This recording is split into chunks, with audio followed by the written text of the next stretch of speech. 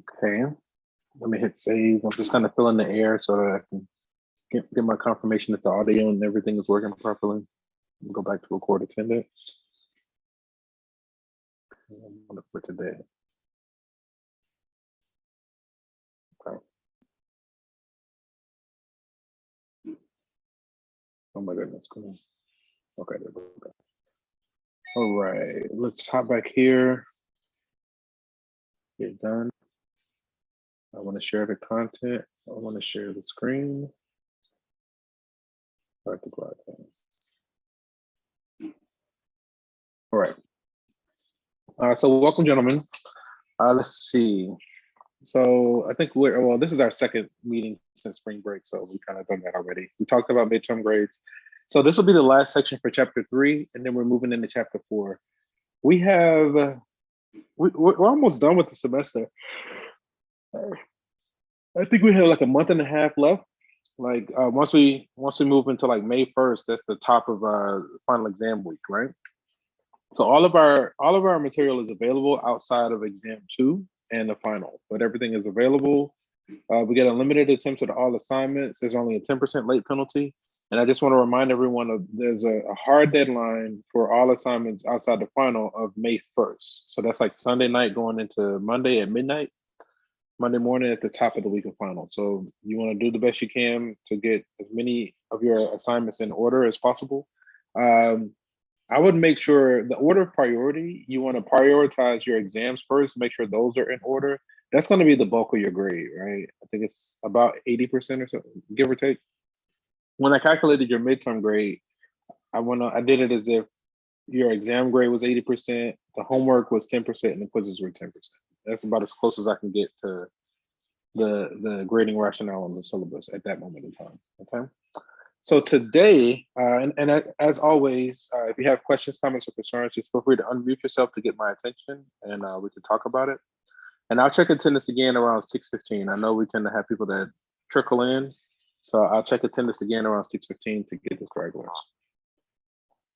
So today, this is the last section for chapter 3 on applications of differentiation. And we like to look at implicit differentiation and logarithmic differentiation. So a couple of objectives, we like to differentiate implicitly and use logarithmic differentiation to find the derivatives of certain functions. Okay, let's see how this goes. So how to differentiate implicitly? So far we've been doing derivatives where we have y exclusively in terms of x, right? We might have like y equals something. Well, what if we had like y squared equals some function of x? Or what if we had like a function that was a function of x and y? We had more than one variable, right? And how do we differentiate? So that's where implicit differentiation comes into play. So to differentiate implicitly, we want to differentiate both sides of the equation with respect to x, or whatever variable you're differentiating with respect to. Apply the rules of differentiation as necessary. Anytime an expression involving y is differentiated, dy by dx will be a factor in the result, right? Isolate all terms with dy by dx as a factor on one side of the equation, factor out the dy by dx, and divide both sides of the equation to isolate dy by dx. Now, when I do implicit differentiation, I kind of do it a little bit differently. It's still essentially like this, but I do it in a way where it resonates with me a little bit more. All right, so for this example, so we have like y cubed plus x squared y to the 5th minus x to the 4 equals 27, and we're asked to find dy by dx, right? So what I'm going to do, I'm still going to take the derivative applying all the rules like normal, but instead of putting it in terms, I'm going to finish with it in terms of dy by dx. But whenever I take the derivative of a term, I'm going to incorporate either dy or dx, and then I'm going to finish with the form of dy by dx, okay? So I know that was kind of a mouthful, and that's a lot to process audibly and mentally. So let's just kind of see this in action again. I'll be checking attendance in right at about 10 minutes for the stragglers. Okay. So like if we're working, for instance, on part A, I feel like I'm gonna need some space. So I'm just gonna go ahead and add a page, and we can start here for now. So we have this, we have y cubed plus x, I'm just getting a copy, x squared y to the 5th. And with this, it might just be best to just listen and follow. Keep in mind, everything that you see me writing, you get a copy of it. the PDF, there's a video, a recording, there's a recording of this video in this session. You can get a copy of the PDF and you can get a copy of the blank PDF. I want to say maybe the blank PDF is not available just yet, but yeah. Right, so now we're asked to find dy by dx, right? So what I'm gonna do, I'm just gonna take the derivative like normal. Whenever I take the derivative of y, I'm gonna incorporate dy off to the side. Whenever I take the derivative of x, I'm gonna incorporate dx off to the side. Then I'm gonna use algebra to get it in the form of dy by dx, okay? So for instance, that first term, y cubed, the derivative of that is gonna be 3y squared, I'm gonna say dy. So for the next term, we have to use a product rule. First times the derivative of the second plus the second times the derivative of the first, right? So the first, which is x squared, times the derivative of the second is going to be what? 5y to the 4. But since we took that derivative, we need dy. So that's the first times the derivative of the second plus the second, which is this guy, times the derivative of the first, which is 2x. But because we took the derivative of x, we need dx. Now the next part is that x to the 4. So that derivative is going to be 4x cubed dx. Okay. And then the derivative of a constant is 0, right? So now what I'm going to do, any term, let me, I think I'm going to just go ahead and move all this to the next page. Any term that has dy, I'm going to move it to the left side of the equal sign. Any term that has dx, I'm going to move it to the right side of the equal sign. I think that's how that goes, right? So we're going to use algebra to rearrange this. So I'm putting my dy's on the left, my dx's on the right. So then we have what? 3y squared dy. There's another one plus 5x squared y to the 4 dy. There's a dx. So those two dx's I'm going to move to the right. So I'm going to subtract that first term and add the second term. So ultimately that's going to give me 4x cubed dx minus 2xy to the 5th dx, right? So let me do this. There's my dy, dx. Here, let's do this. dy, dy. We'll do a dy's in blue and we'll do dx in orange. Okay. So we got our dy's on one side, dx is on the other. Now we're going to factor. All right, so now we want to factor out the dy, and we're going to factor out dx. Okay. So then when we do this, on the left, we're going to get what? Dy times whatever's left, 3y squared plus 5x squared y to the 4. And then on the right, we're going to have what? Dx times whatever's left. 4x cubed minus 2xy to the 5th, right?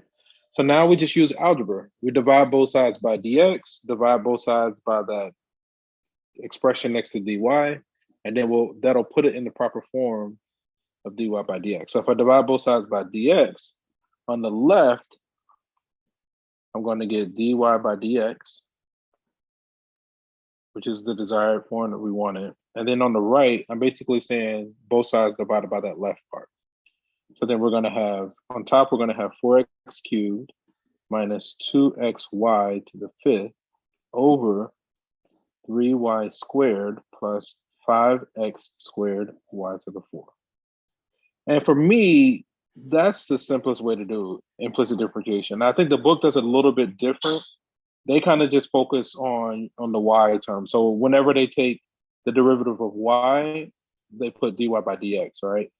They do it a little bit different, but this is the way. When my professor showed it to me this way, this just made way more sense. I was able to instantly process this way better than the other technique, right?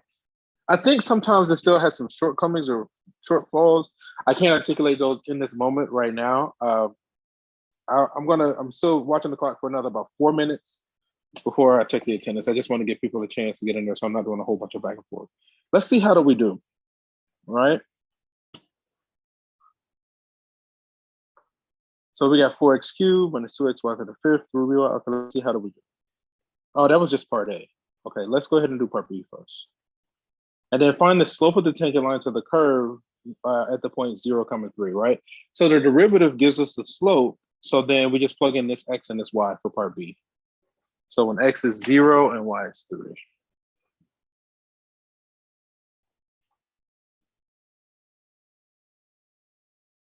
So then for part B, the slope at the point 0, 3. So then that's just going to be 4 times 0 cubed minus 2 times 0 times 3 to the power 5 over 3 times 3 squared plus 5 times 0 squared times 3 to the power 4, right? So then you should notice those terms with 0. So it looks like everything collapses to 0. It looks like it's a flat horizontal line because it looks like this goes to 0 because 0 times anything is 0. This goes to 0. This goes to 0. And this is what? 27. This goes to 27, right? Ultimately, we get 0 over 27. So it looks like the slope of the tangent line at that point is going to be 0, which is a flat horizontal line. Okay. Let's see, how do we do? Okay. So, let's see, about 2 more minutes. Let's see. So now they said whenever they take, let's say they did d by dx on the left and the right, right? Again, on the right-hand side, the derivative of a constant is 0. Whenever we do y, we need to do, they put dy by dx, right? So this derivative is 3y squared times dy by dx. First times the derivative of the second. So when they did the second, you see the dy by dx. Plus the second times the derivative first. Whenever they took the derivative with respect to x, we didn't need the dy by dx. We only need this whenever we take the derivative of y, right? So then this derivative, just take it like normal, and you see it there. And then they basically, any term that had the dy by dx, or any factor, any term that had dy by dx, they kept it, you see it right here, and they factored. And then any term that did not have it, they moved it to the other side. They essentially did the same thing that we did. We just did it a little bit different. Right? So then the slope of the tangent line at the point 0, 3 is dy by dx, okay? So then 0, right? 0 over 27, we got the same thing. Okay. Trying to wait, still got like 45 seconds. Let me go ahead and check attendance. Scragglers.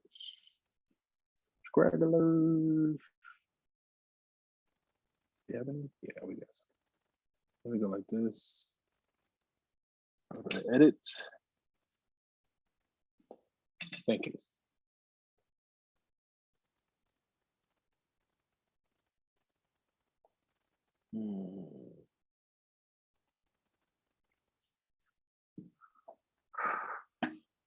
Assuming that this is the same person. Let me see.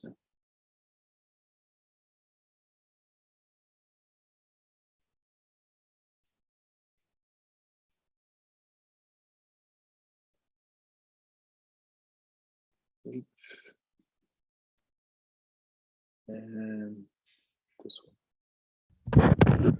Hey, Professor C. Yes. Hey, Professor C. Yes, can you hear me? I can hear you. Can I talk to you after class? Yeah, just remind me towards the end of class. All right. Hey, sir, because usually when I join your class and I talk, it's like you can't. Like you'll do problems and then I'll try and ask a question. Like I guess you when you're in, you don't hear like my microphone. If that happens, just put it in the chat. Okay. Like if I'm not responding, just put it in the chat. Yeah. Let me see. So welcome, gentlemen. If you're just joining us, let me go back to share my screen. Yeah, so let me see as far as Announcements. Let me just go like this for now. No major announcements. I mean, basically, we are wrapping up chapter 3. We have about like a month and a half left in class in the semester. Like it's going to be over fairly quickly.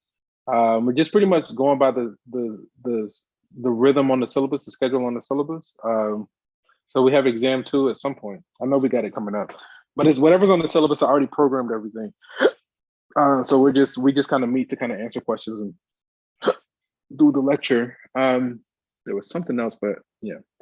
And again, I think we already talked about midterm grades on Monday, so just be sure to look at that. And if anything looks out of order, we can talk about it. I already got one appointment for the end of class, so we're gonna do our best to go ahead and finish this lecture. And it's not, I don't think we have that much more. We got a good amount of time. So we're gonna keep, okay, so today what we're working on section 3.8 on implicit differentiation, right? And at first glance, it looks intimidating, but as long as you just kind of take a deep breath and like, just pause for a moment, it's actually, I feel like it's not too terribly bad, right? So where we've been looking at the derivative where we had like y exclusively as a function of x, like y equals x squared or 3x squared plus 7, whatever. So now look at this example, right? What if you had a function that was a function of both x and y, or multiple variables? So that's where implicit differentiation comes in. We're going to do another example, and I'll just try to recap how do we do this, right? So we did this one. I think we got this one correct for parts A and B. So let's, the quick checks I leave as exercises for you. And right here. So for this demand equation, x equals this, differentiate implicitly define dp by dx, right? So in the previous one, we did dy by dx. We're going to use the same technique, just instead of y, we're going to do a p, all right? Okay, so cancel. Let's start with, I usually like to start with a copy of the original. So we have x equals the square root. We got 200 minus p cubed, right? So now the way the text does it, whenever, in this case, whenever there was a p, they would include the factor dp by dx. I'm a fan of whenever I take the derivative of any variable, just put, like for instance, if we take the derivative of x, just put dx by the next to it. If we take the derivative of p, just put dp next to it. And then at the end, we're going to use algebra. Any term that has dp, we're going to put it on one side. Any term that has dx, we put it on the other. And we use algebra to get the form of dp by dx, right? So that's a mouthful. Let's see it in action again, right? So now on the left-hand side, when we take the derivative of x is 1. But again, because we took a derivative, we need to say dx. Now on the right, when we take the derivative, if that's square root, the power comes down. So square root is the same as the power of a half. So the 1/2 comes down. We have to use the chain rule, right? So the derivative of the outside function, which is this, times the derivative of the inside function. The derivative of 200 is a constant, so that's gone. So we're going to have negative 3p squared. Because we took the derivative of p, we need to include dp, right? You can just, now,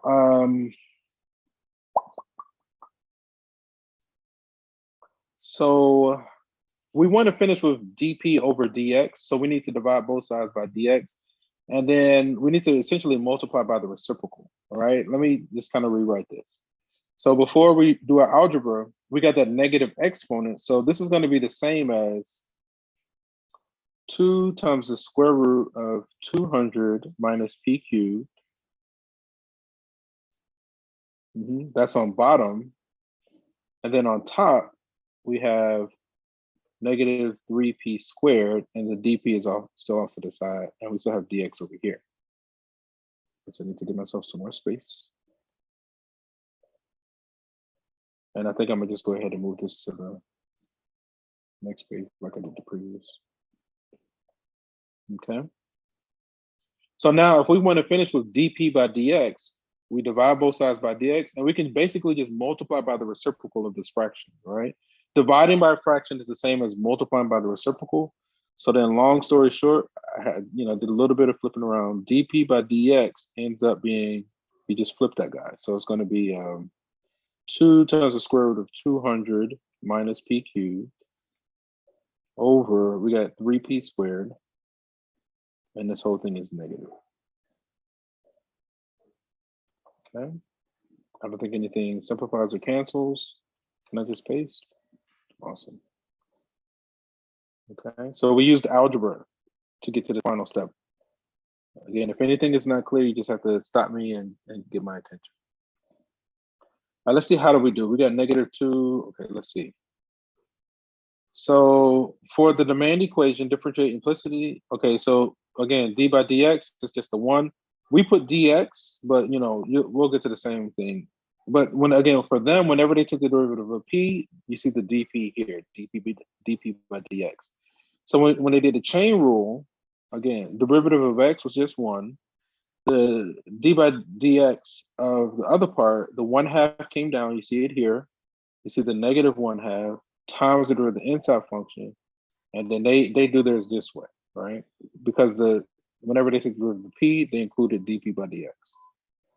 So then they just kind of rearrange it because the negative exponent moves it to the denominator, right? So dp by dx, then basically you multiply by the reciprocal, and we got the exact same result. Okay, let's try another one. Let's just try another one. Now, again, with these, I feel like it's a challenge to follow someone else's work. It's just a challenge. To me, with these presentations, I feel like just watch and absorb what you can and get the idea, and then you gotta. It's not until you do it yourself and you try, that's when you'll see it, right? But if you try to follow every little step that I'm doing, it's gonna bore a hole in your head, which I'm pretty sure you're aware of by now. So just try to absorb what you can, get the gist of what I'm saying, and then try to apply it later. Given that y is this, fine. Now they want us to find dy by dx, right? Okay, let's give it a go. Let me get some space. I'm going to add a page, and I'm going to start by getting a copy. Again, we want dy by dx, so let me get a copy of the original. So we have y equals, we got this x to the 4 plus 3x minus 1 quantity cubed, okay? Times, we got the square root of 1 minus 3x to the 5th, okay? And we want to find dy by dx. We don't have any y on the right-hand side. So I started to do the whole dy and dx thing. I don't think we need to do all of that. So I'm just gonna take the derivative like we've been doing. If my tablet, yeah, responds. So let's take this. I'm gonna just move this to the next page. Okay, so we're here. We want to basically, so long story short, I'm gonna kind of go here, dy by dx. Now, the main operation here is multiplication. So if we're going to take the derivative of this guy, we need to use the product rule. So we got to say the first times the derivative of the second plus the second times the derivative of the first, right? So the first, let's just get a copy. It's going to be this, x to the 4 plus 3x minus 1 quantity cubed. So that's the first times d by dx, or the derivative of the second. We're going to take the derivative of this guy. I'm just writing it all out for right now. I'm not taking any derivatives. So that's the first times the derivative of the second plus the second, which is this. Sorry about the machine. Times the derivative, or d by dx, of the first. So let me get a copy. And I'm gonna shrink all this down and get it on one line.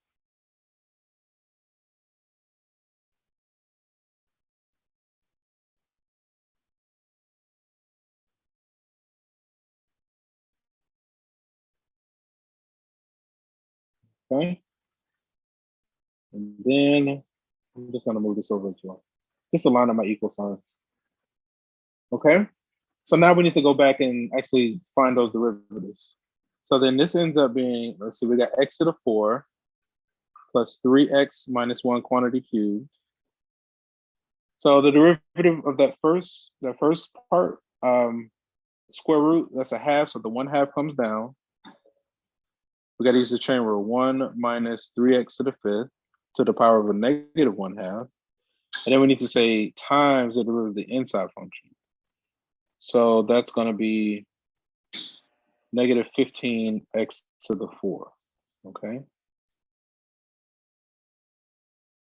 And then we need to say plus. Now we got to work on the second part. We got this just comes down. Now that derivative ends up being 4x cubed plus 3. Nope, back up. So we got to use chain rule. I didn't see that power of 3 until the last second. So if we're going to use the chain rule, the 3 comes down. The inside stays as is. That becomes a 2. Now we got to say times the derivative of the inside function.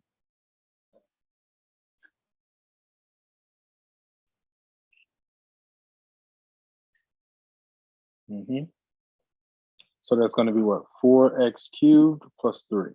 Okay. So we did the first.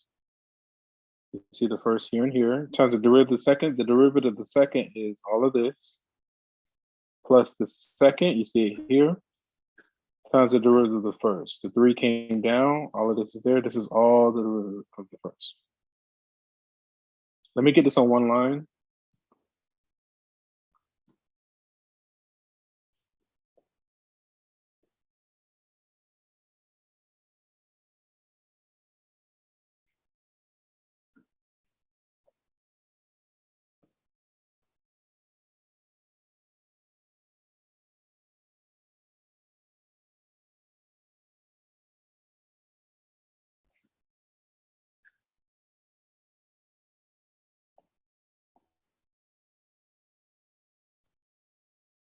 Okay.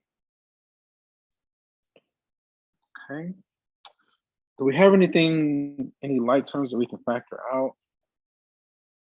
Okay, it looks like they both have that x to the 4 plus 3x minus 1. They both have at least 2 of those. Let me try to highlight the things that are similar, right? So you got this is there and it's also here. We got this square root, right? I'm trying to think if we multiply.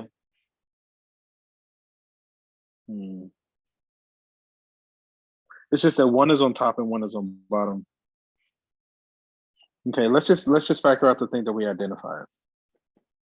So now they both have 2 of those. So if we factor out, we have x to the 4 plus 3x minus 1 squared. We can factor out 2 of those from each one. Now from the first one, we're going to be left with negative 15x to the 4 times this x to the 4 plus 3x minus 1. Okay, that seems like it's the top. And on bottom, we have, and actually we don't need this parentheses. On bottom, we have what? 2 times the square root of 1 minus 3x to the 5th. Okay. And then from the second one, if we took out those 2, it looks like we're left with 4x cubed plus 3. And we got this square root of 1 minus 3x to the 5th. I feel like there's more we can do. We could factor out. I mean, we can combine those into one fraction. That whole square root of 1 minus 3x to the 5th.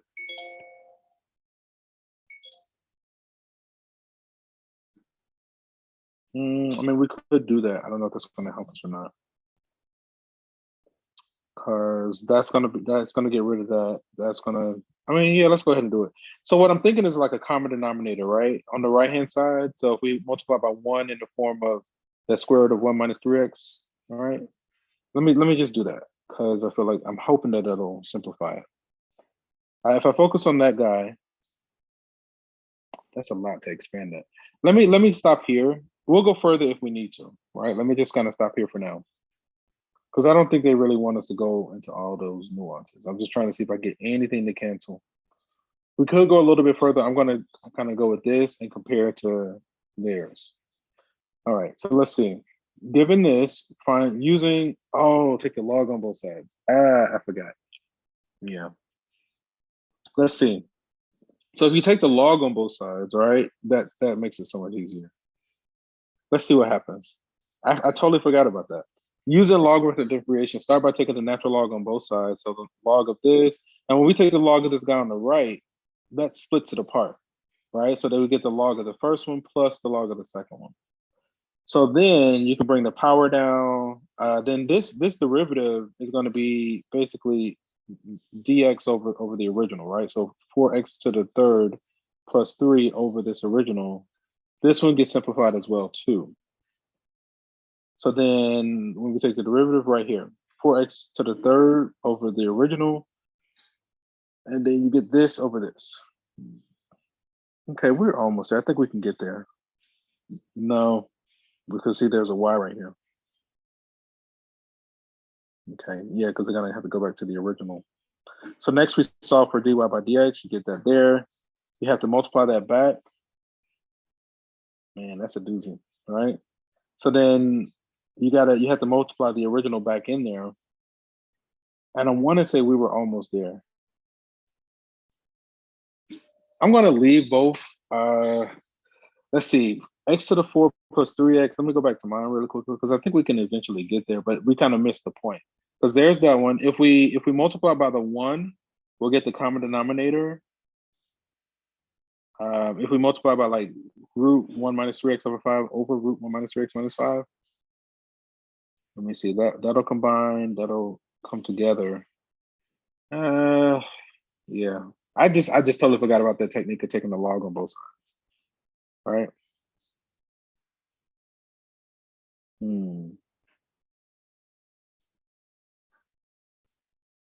Yeah, I think mine might be off. I mean, we can do the log and get to this, but I don't think it's necessary. I'm gonna just put an X through mine for now. Yeah, I mean, we got to play with it some more, but I feel like we kind of did it the hard way, so I'm gonna just X that out. But yeah, I forgot to take the log on both sides. All right, we could take the log and then follow those prompts. The only thing is, like when you do that on the left hand side, when you take the derivative, you're gonna have 1 over y, dy by y, right? So then when you multiply y on both sides, you just got to remember to put this part back. All right. Yeah. Okay. Well, that was interesting. Yeah, I totally forgot about that. Okay. And so quick check. And see, they take the log as well for the quick check. Then you can write it as a difference, and then it's kind of a repeat of what we were just doing. All right.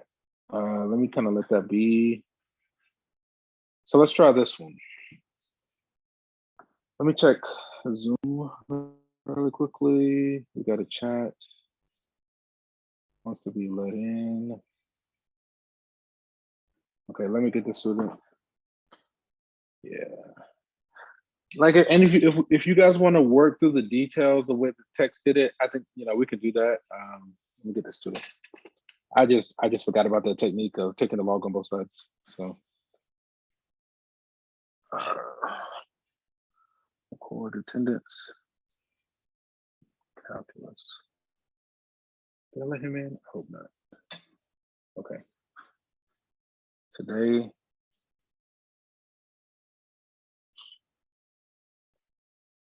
Edit. This one. Save.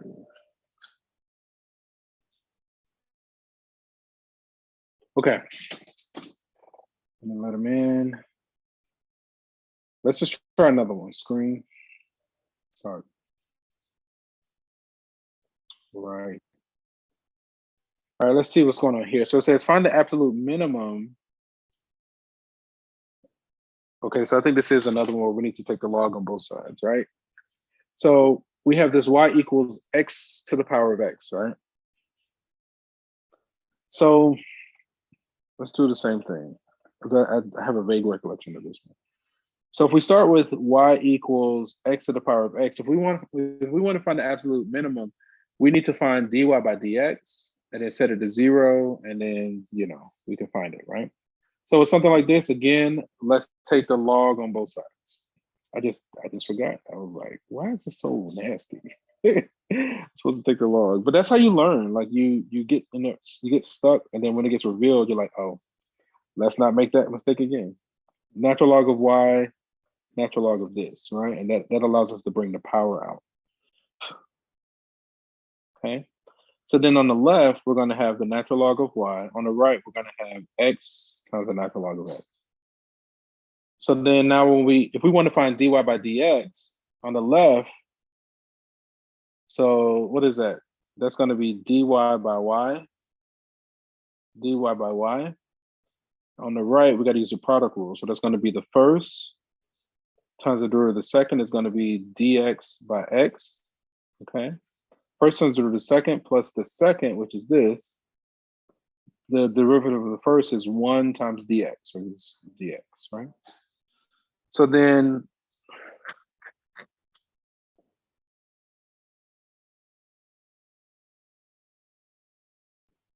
so if we want to get this in terms, we need to factor out our dx's. We want to use algebra to get it in the form of dy by dx. Thank you. Let me give myself some space. So if we factor out dx and then use algebra to write it as dy by dx, ultimately we're going to get dy by dx equals, so this guy collapses to 1, right? And we need to multiply both sides by y, so we're going to get y times 1 plus the natural log of x, okay? But then we need to substitute y back, so we're going to get x to the power of x. So then our dy by dx ends up being x to the power of x times 1 plus the natural log of x, okay? So then, let me see, find the absolute minimum. So we need to set this guy equal to 0 and solve. Let me think about this.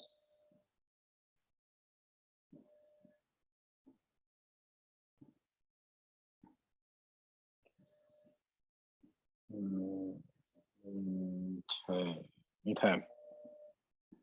0 to the power of 0, what is that? I think that's like undefined or something. Okay. So we want to set this to 0 and solve. So then we have two things that are multiplied to give us 0. So we would use the product, the zero factor property. That first one, I don't think we can find any x that'll make that 0 unless it's 0. But yeah, I'm going to say that first one, we can't find an x to make that 0. So then it ends up just being the second one. So if we say 1 plus the natural log of x, we set that equal to 0 and solve. I don't know about this one either. Subtract. Okay, here, let's try. So if we subtract 1, we'll get this. To get rid of the natural log, we can raise both sides to the power of e. Yeah, because we can't take the log of 0. Yeah, the first one, the first term we can't do, or the first factor. To get rid of x, we raise both sides to the power of e. So we say e to that power and e to this power.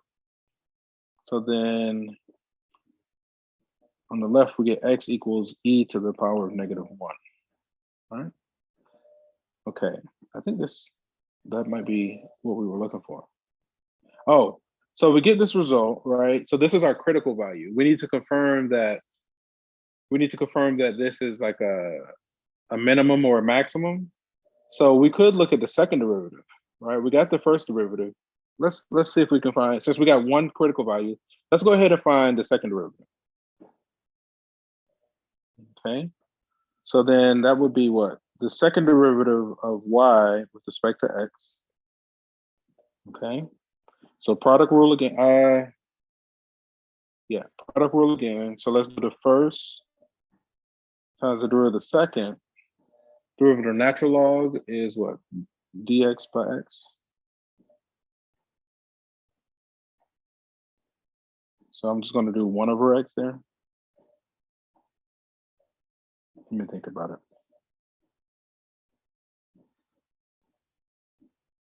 Let me try this first. I'm just going to do 1 over x there. All right. So the first times the derivative of the second plus the second, which is all of this, times the derivative of the first. But I think we just did the derivative of the first, right? Like we just did that one. So I think we got to write all of that. So then we're going to have x to the x times 1 plus the natural log of x. Okay. First times the derivative of the second plus the second times the derivative of the first, which is all of this. Okay. So, I mean, we could simplify this, but the whole point is we want to plug this in. Let me see. We could factor out that x e to the x.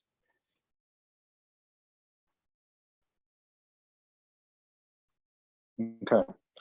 Let me see. So e to this is some positive number. This is going to be -1. It looks like this collapses to 0. If we plug this x in, these two cancel. So it looks like all of this goes to 0. Let's keep going. We're almost there. It looks like all of this collapses to 0. So then it's just this first guy over here. It looks like this guy is e, right? Because it's e to the -1. So then it flips and it just becomes e, which is a positive number. And then I want to say that this is going to be positive as well. So even though we don't have the exact number, we can say that the second derivative is always positive, right? That's the whole point.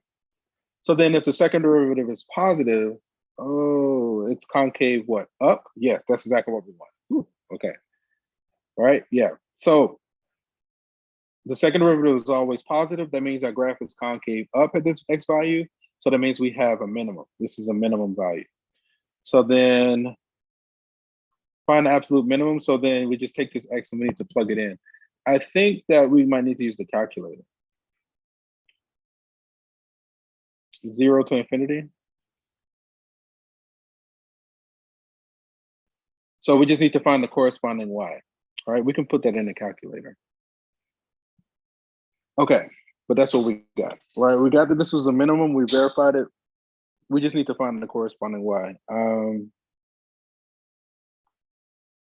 E to the -1 to the power of e to the -1. Yeah, I feel like we should just use the calculator. But let's see how they do it. So let's see what happens. So to differentiate, first we apply the log on both sides, right? And we got this, all right? Now we differentiate both sides implicitly, okay? X, 1 over x, that should be a 1 plus natural log of x, and then y times that.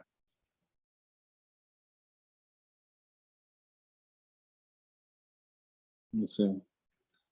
So then y times, okay, yeah, so I think we got this, right? X to the power of x times 1 plus the natural log of x. I think we got that. So now we set the derivative equal to 0 to find the critical values, e to the -1 again. So there's a decimal approximation. That's why I'm saying we use a calculator. Because then once you have this decimal approximation, you just plug that decimal into both parts there. All right. So I think, let's keep going. Using the first derivative test, it's decreasing from here and increasing from there. So it's a minimum. Okay, so they didn't look at the second derivative. That's fine. But we still confirmed in our own way.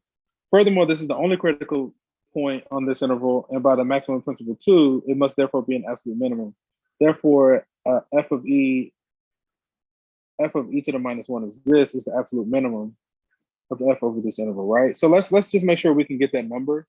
But again, if we just plug in e to the -1 into the calculator, I think we'll get it. I just want to confirm.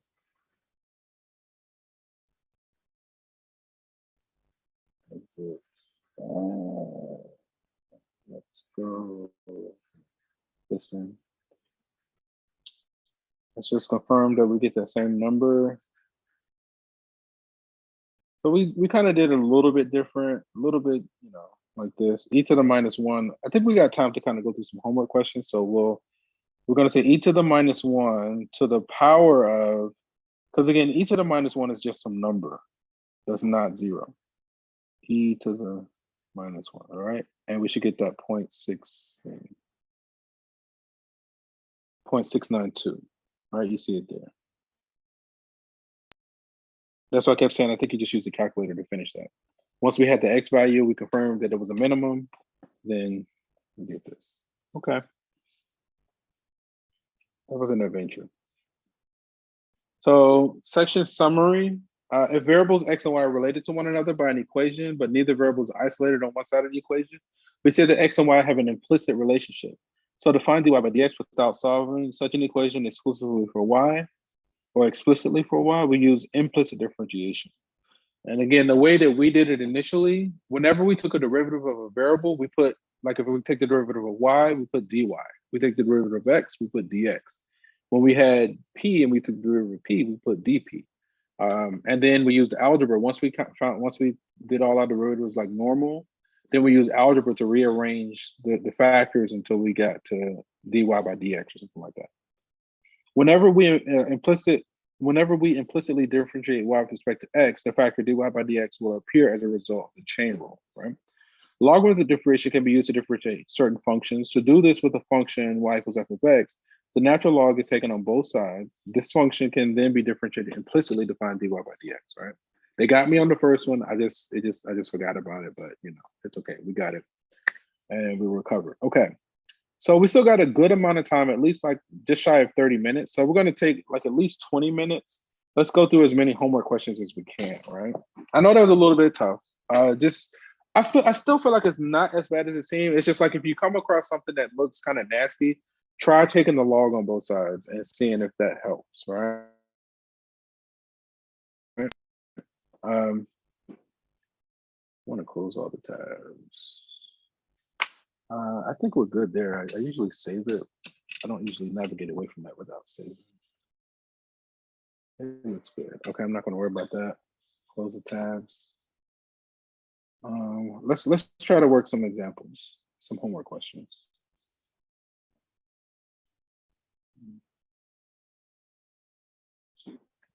So I started watching this. I don't know. I started watching this movie on Disney Plus called Red or something like that. Becoming Big. I don't know. It's just Disney is all about coming of age, right? So it's just a coming of age movie. I don't know. It's okay. It kind of reminds me of like Inside Out a little bit. It's interesting. I haven't finished it yet though. College, here it is, calculus. Well, we're almost there. I'll check Zoom in just a moment to see if we got any other people. Uh-oh. Switch out mine. So year pass, exam 1. So looking at this, our exam 2 is during, where is it? Oh, you can't see it here. That's okay. 6, I think it's like 13. Maybe it's week 14.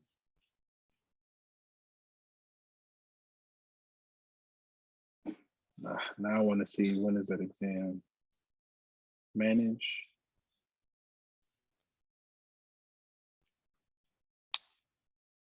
So our exam 2 looks like it's scheduled for, there it is, week 14. So we go into week 14, exam 2 over chapters 3 and 4, and then the final, and I think that's due right pretty close to May 1st, right? You'll have like maybe a week or so after that due date, kind of keep working on all this stuff.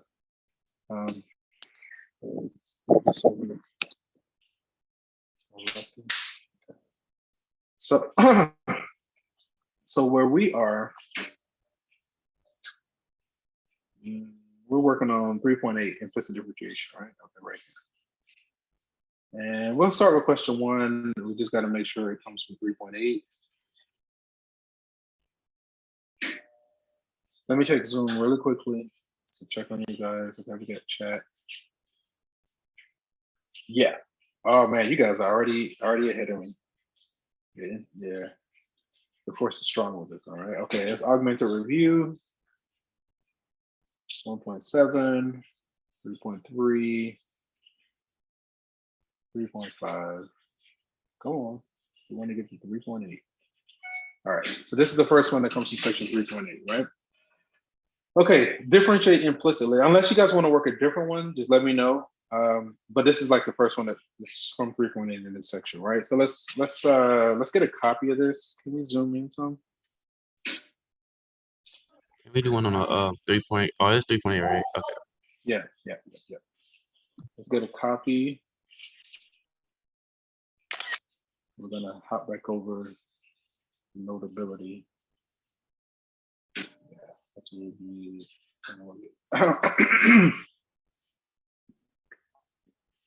all right.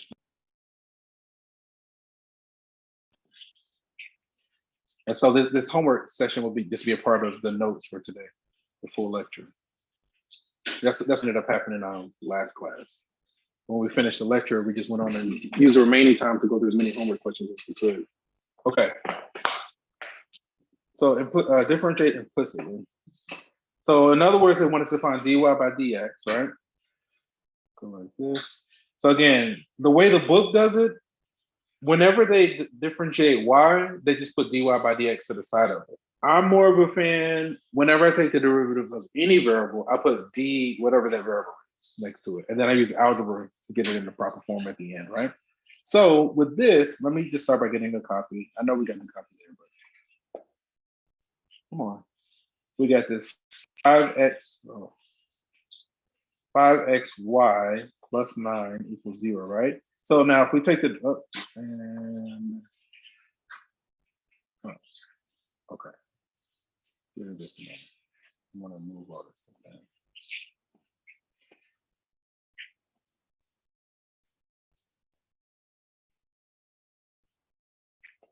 Okay. All right. So now we just take the derivative like normal and just say d, whatever that variable is, whenever we take the derivative of the variable, right? So with this first part, we have to use the product rule, right? The x and the y, because we have an x times the y, we have to use the product rule. So then we're going to say the first, which is 5x, times the derivative of the second. So the derivative of y is 1, but because we took the derivative of y, we need to include dy. So it's 1 times dy, which is just this. So that's the first times the derivative of the second, plus the second times the derivative of the first. The derivative of 5x is just 5, but again, we need to include dx. The derivative of 9, that's a constant, so that derivative is 0, and the derivative is 0, 0. Okay. So then any term that has dy, I'm going to keep it on the left. Any term that has dx, I'm going to move it to the right using algebra. So this 5x dy stays on the left. If we subtract that second term from both sides, we get negative 5y dx. Okay. So then now, if we use algebra, if we want dy by dx, divide both sides by dx, divide both sides by 5x, all right? So then now we can get to dy by dx equals, long story short, it's going to be a negative y over x, because the 5s are going to cancel. And that's what we get. Can I paste? No, let's do.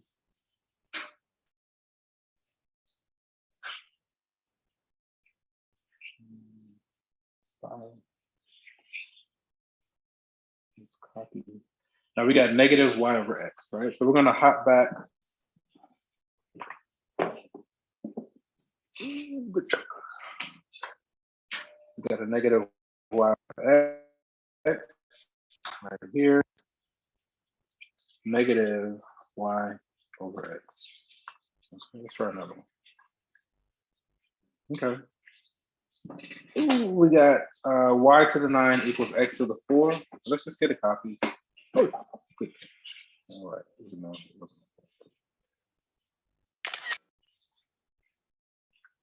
From there. Here's good. I usually like to have a copy of the question ID so we know where the textbook is coming from.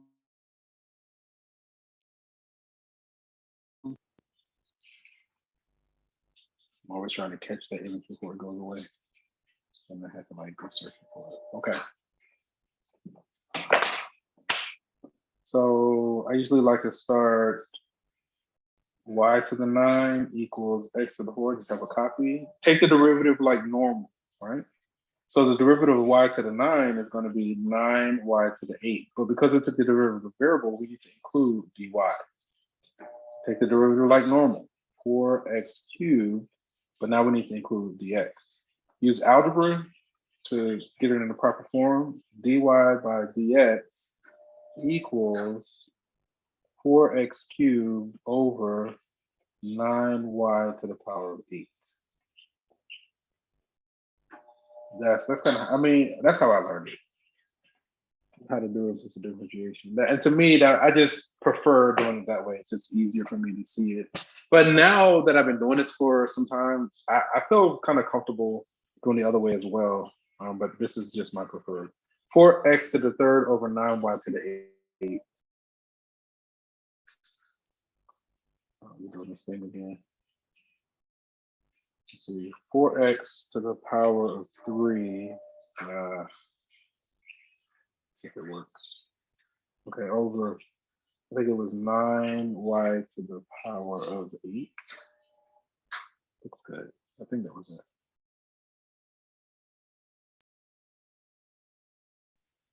Check. Just stop me if anything is not clear. Let's go for another 10 minutes. Let's go for another 10 minutes. For the following, differentiate implicitly define dp by dx. Yeah, let's take notes like we've been doing. dp by dx. And again, all these things that you see me writing, I'll make a copy available on our Blackboard page.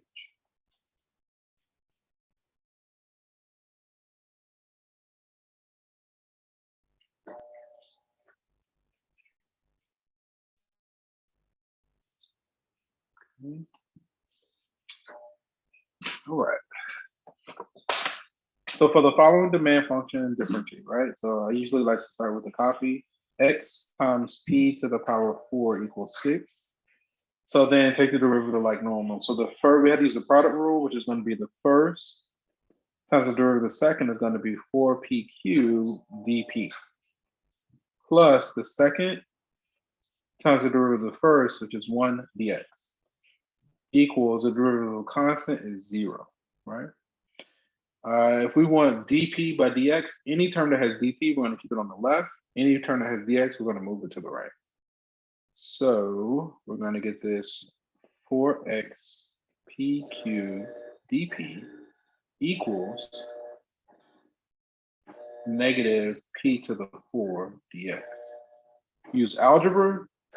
Now if we use algebra, we get dp by dx equals, on bottom, we're going to have this 4xp to the third. On top, we're going to have a negative p to the 4. But we can simplify this. This 3 turns that into a 1. But then ultimately, we get 4x on bottom and negative p on top.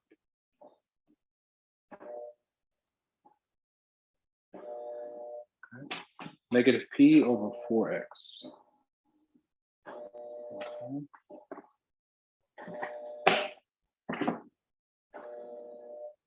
We got negative p over 4x.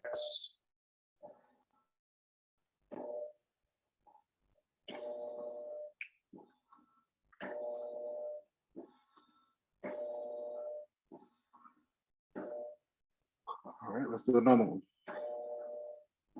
We got a solid, still got a solid 10 minutes because we get out at 7:15. So for the following demand equation, clear the fraction first. Okay, we can do that. Okay, let's get a copy.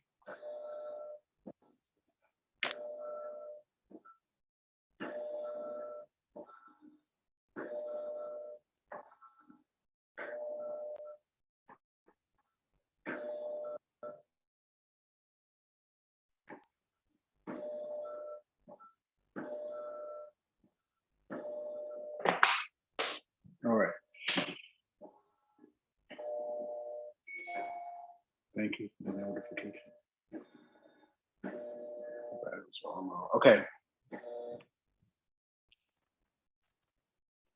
So the hint is to clear the fraction first, right? So then we got the x plus p. Let's fix that. X plus p under 6xp equals 8. Okay. So what I'm going to do is multiply both sides by the x plus p. So then we're going to get 6xp equals, if we distribute, we're going to get 8x plus 8p. I want to set it to 0. Well, we don't need to set it to 0. We just need to go ahead and differentiate.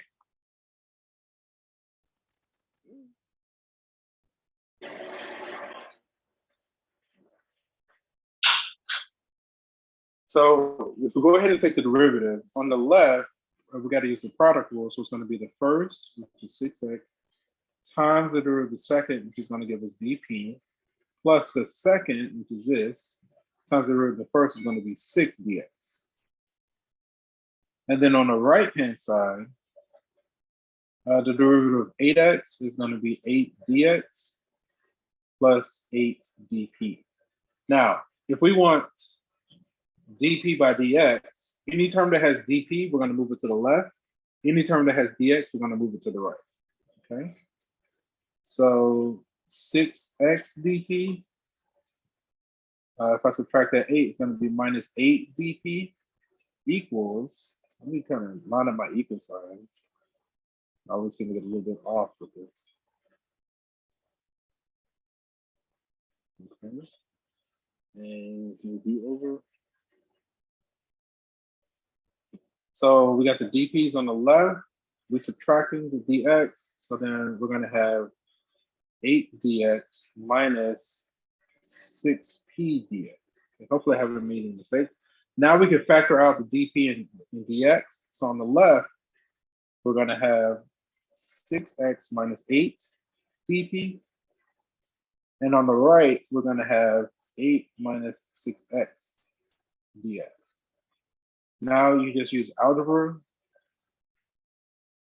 to isolate. So we want to finish with dp by dx. So you divide. At the bottom, we're going to have 6x minus 8. On top, we're going to have 8 minus 6x. And this is what we got.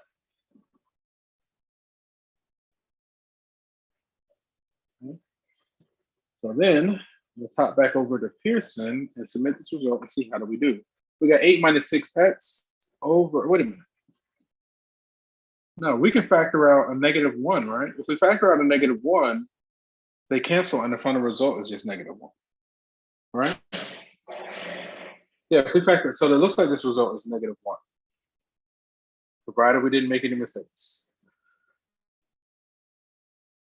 I'm going to submit -1 first. -1. Okay. Let's look at it again. If we factor out that -1, you're going to have 6x minus 8. I don't understand why that's not -1. Okay, let me back up and see 6xp, x plus p. Let's back up and let's go back over our work, right? So this line looks good. 6xp over x plus p equals 8, right? Okay, they say clear. So we multiply. If we multiply, you're gonna get 8x, 8p. That might be throwing it off. Let me see, if you use the product rule, the first has to do with the second. Oh, it's distracting. So 6x, that's dp, plus the second has to do with the first, okay? 8x is going to be 8dx, 8dp. dp is on the left, there's 1, and minus 8. 8dx minus 6p dx, okay? dp, 6x minus 8, 8 minus, oh, there it is. What we're doing was fine. We just messed up our numbers. We're just moving a little bit fast, right? Right here. Let me get rid of this. And the error is here. When we factor out the dx, that's supposed to be 6p and not 6x, right here. That's supposed to be 6p. Okay. So now when we go to find dp by dx,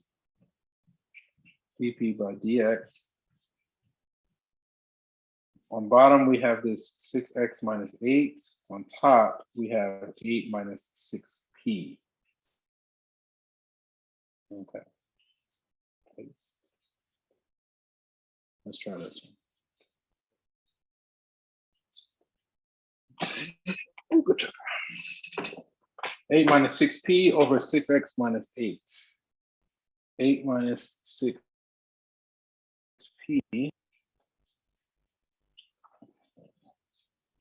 Let's do a fraction. 8 minus 6p over 6x minus 6x minus 8. Okay. All right, so we just wrote the wrong thing. What we were doing was fine. We just made a, like if I was grading your paper by hand and I saw that, if you wrote -1, but you showed all your work and I found your mistake like that just happened, I would give you most credit on that. Like I would only take off like this minimal, whatever the least amount that I could take off or something like that, right? That's if I was grading it by hand. I don't remember the last time I graded math by hand. So with this pandemic and everything being virtual, I just been milking the whole Pearson thing, to be honest. What's the time? Let's try to get like one, maybe two more in there. Differentiate implicitly the second derivative. So they want us to basically take the derivative twice. Okay. Let's give this one a go. This might be the last one. So it's basically asking us to find the second derivative. So basically we just do what we've been doing, just do it twice. Undo. Where's my undo? Right there. Just do it twice.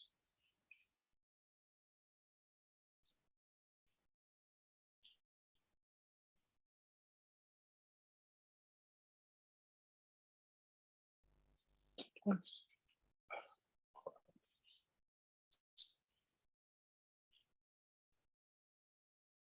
Okay.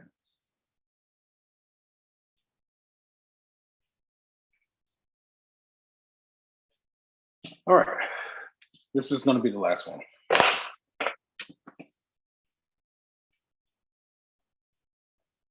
Okay.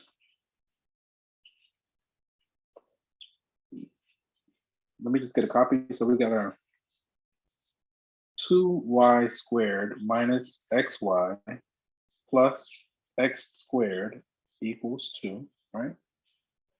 So first let's find dy by dx. So just take the derivative like normal. That's going to become 4y dy, product rule minus the first times the derivative of the second plus the second times the derivative of the first. Okay, we got to be sure to distribute that negative. And then that's going to be 2x dx equals 0. Okay, let's distribute the negative, and any term basically get our dy's on one side and our dx's on the other. Okay, let's come to the far left here. So on the, let me see, we got this 4y dy. Okay, this is going to say we got this negative x dy, and we're going to say equals. The dx's we're going to go ahead and move. So if we add that, it's going to be y dx, and subtract that one, that's going to be minus 2x dx.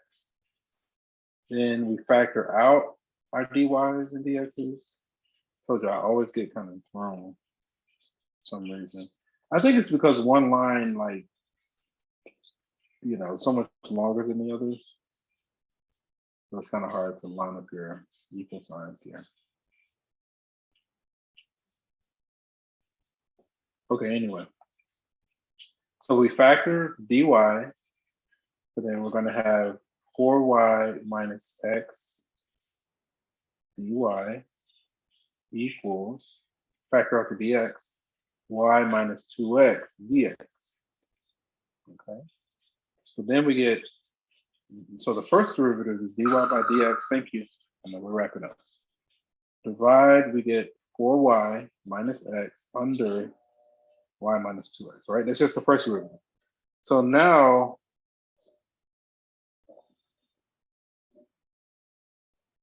let me think about this. Okay.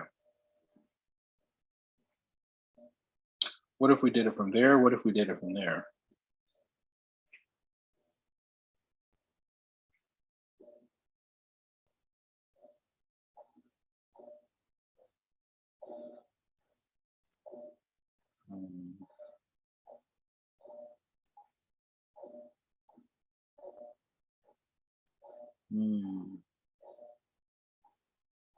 Okay, we're gonna give this a go.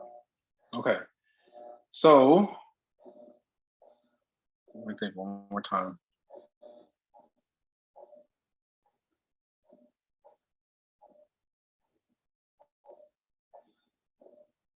I'm tempted to start from this line here because it's already kind of expanded.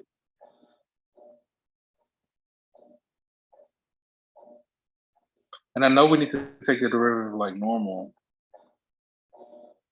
With that one. Okay, we're gonna try. We're gonna start. I'm trying to think. Give me a moment.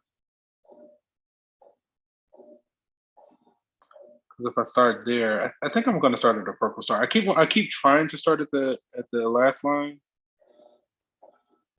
I think we could do it. Let's try to start from the last line, all right? So we basically taking the derivative, so d by dx on both sides, right? Let me think. Yeah, just take the derivative like normal, right? I'm gonna start from the last line. So when we take the derivative, d by dx of on the left-hand side, that's gonna give us a second derivative, all right? It's gonna give us this, right? Okay. So now on the right, if we take the derivative, we gotta use the quotient rule. Before we expanded it out, let's try the quotient rule. Hopefully it won't get too nasty. If it gets too nasty, then we might need to try something else. Let me see. So the bottom, which is this, times the derivative at the top. Now, when we take the derivative on top, we're going to get dy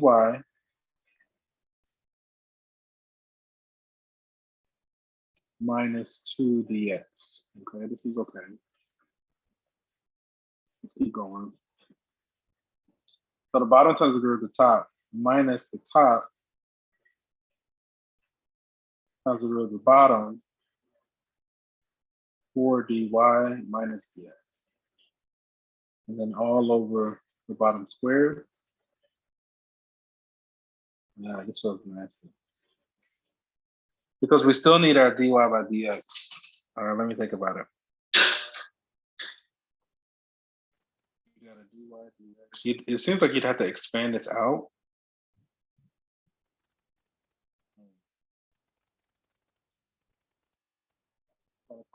I'm going to look and see how they do it there. Because another thing that we could have done, if we started at the purple line, I feel like that won't be a little bit easier because you wouldn't have the fraction.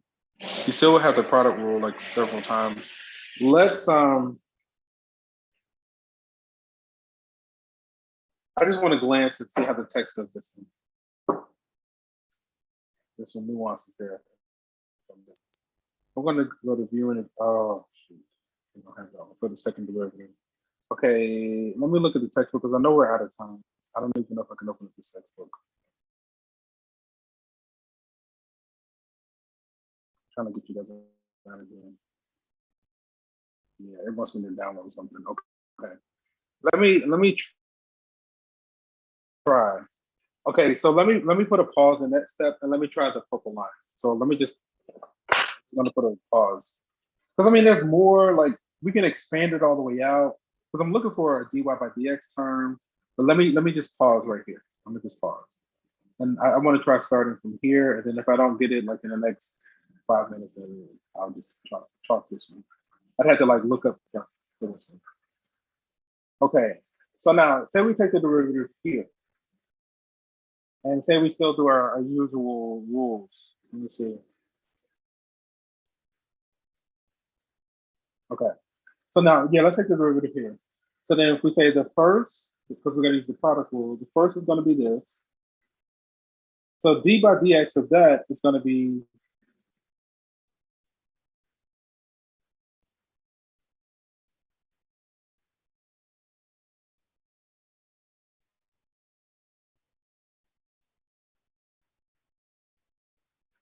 that's getting weird.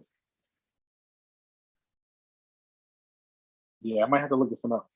I don't want to waste you guys' time. Let me see. First times the derivative. Let me see. First times the derivative. Second. I don't know what that's going to look like. Because if we do d by dx of that, it should, like, I'm tempted to write something like this. D squared by dx, right? That's what I'm tempted to write. First times the derivative second plus the second, which is this, times the derivative of first, which would be 4y, sorry. That would be what? 4 dy, right? I think that's okay. first times the root of the second plus the second times the root of the first. Then if we do something similar there, first times the root of the second, so d by dx of that. That's going to be this by dx, right? First times the root of the second plus the second times the root of the first is going to be dx. I got to think about this. And then, yeah, I'm going to have to look up an example, and then I'm going to have to get back to you. I don't want to keep you. I'm gonna keep working until I get it, but I'm gonna let you guys go. Okay. I'm gonna keep working, and I'll keep streaming. I'm just gonna look over to the side. All right, guys. If there aren't any burning questions, just give me a moment. I want to look this one up. You don't have to stay. I'm just letting you go. But I need to see an example on this one to work out the nuances. Go ahead. I know. Yeah, I know you wanted to speak at the end. Oh, can I speak? It is. Are you okay if it still streams? Are you okay with that? I was just about the midterm thing, because I need a that's why I wanted to talk in person. Is it like sensitive? Yeah. Yes. Okay. Give me just a moment. Let me see. Give me just a moment. Implicit differentiation, second derivative. Yeah, just to see an example. Okay. Second derivative is implicit. Find the first and second derivative. The first one makes sense. I'm trying to think. Maybe we should write it as one. In this video, we're going to talk about how to do implicit differentiation. Organic calculator. Just fast forward, dy by dx. Okay. D by dx, I get that. I might need to go to their technique. And whenever there's a y, you do like y prime.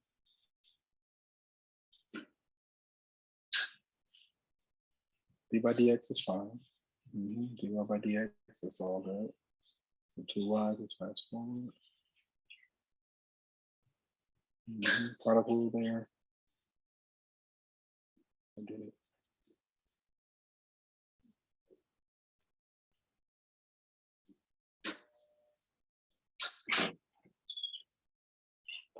It's still streaming, so just give me like a few more minutes. So the second derivative. Because all that is d by dx of the first derivative. I guess I'm just not sure how the notation works. That's the only thing that's like throwing me off. Yeah, d by dx. So then 2x plus 2y. dy by dx, yeah, that's fine. 0.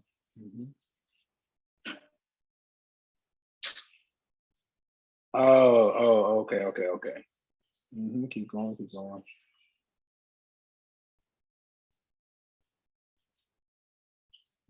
That's fine. We got to do dy by dx.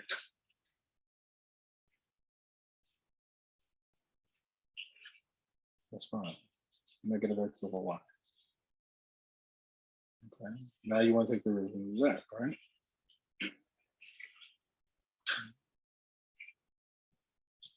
So, that's fine. Quotient rule. So the bottom d by dx is this guy. That's fine.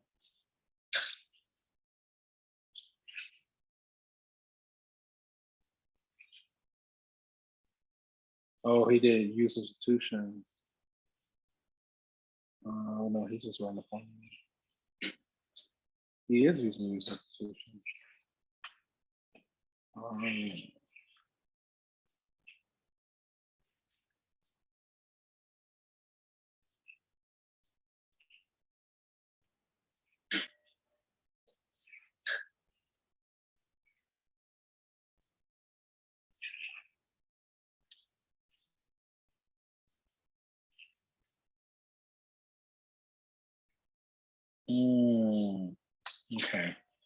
I forgot about that, man. I got today. Let me see.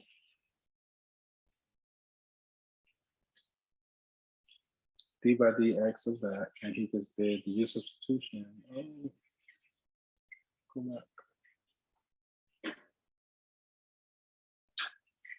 D du.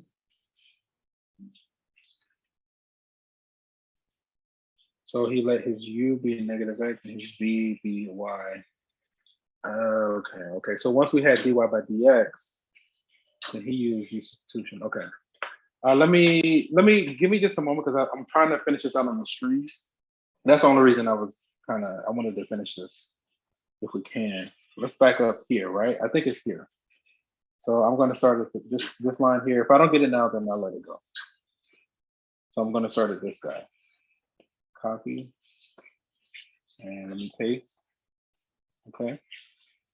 So then here, so basically what it is that we want to do d by dx of this, all right? This dy by dx, all right? Which means we're trying to do d by dx of this guy on the right as well. Y minus 2x over 4y minus x, right? So now, so like if we use u substitution, I'm just going to kind of do this off to the side. D by dx, like we had u over v. That's going to be the bottom times the derivative of the top minus the top times the derivative of the bottom over the bottom squared, right? So then for us, so if we let, so our u, if we let u be y minus 2x and our v be 4y minus x, right? Then our u prime, let me think about this. So that's going to be like, yeah, so he's doing it in terms of y. So whenever we take the derivative of y, that's going to be what? Dy by dx. Yeah, I forgot it. Man, I missed all this stuff. Dy by dx minus 2. Okay. And then our v prime is going to be 4 dy by dx minus 1, right? So then if we go back to our guy, and when we do the bottom times the top, when we take basically this guy here, we take this derivative, we just substitute this stuff in, right? So long story short, if we want the second derivative, we want the second derivative of y with respect to x. That's going to be d by dx of all of this, y minus 2x over 4y minus x, right? And so we use u substitution. You can see the u substitution in purple right there, kind of near the top of the screen. So then that ends up being, so v, which is this, times v du, so u prime looks like it is dy by dx minus 2, okay? So v du, then minus u, which is this. I'm just basically plugging stuff in. Times v prime, which is this, 4 dy by dx minus 1, okay? Over v squared, which is this, right? Like that. And then the only other thing that we need to do is plug in the dy by dx. I want to say we can expand this and simplify it down. It still looks kind of bad. Let me see our dy by dx. Let me just expand it as is. So if we FOIL first, so then 4y dy by dx, outer minus 8y, inner minus x dy by dx. And last is plus 2x minus 4y dy by dx, outer minus y, inner minus 8x dy by dx plus 2x. We kind of ran out of space, but that's okay. And then this just persists. Okay. Okay, we can keep going. Let me see. 4y this.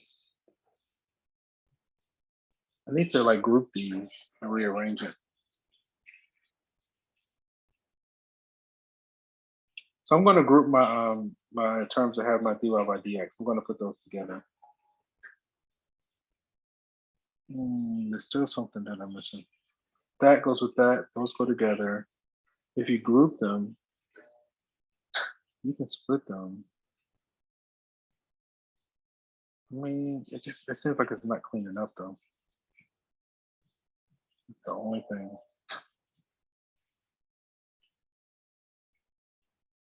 Okay, and then maybe when we put that back in there, it will clean up. We could do that.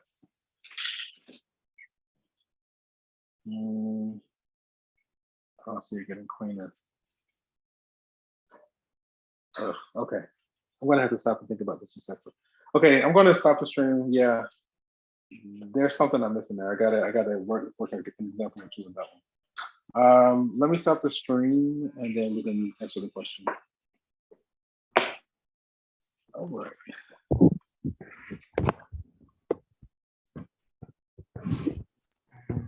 Here.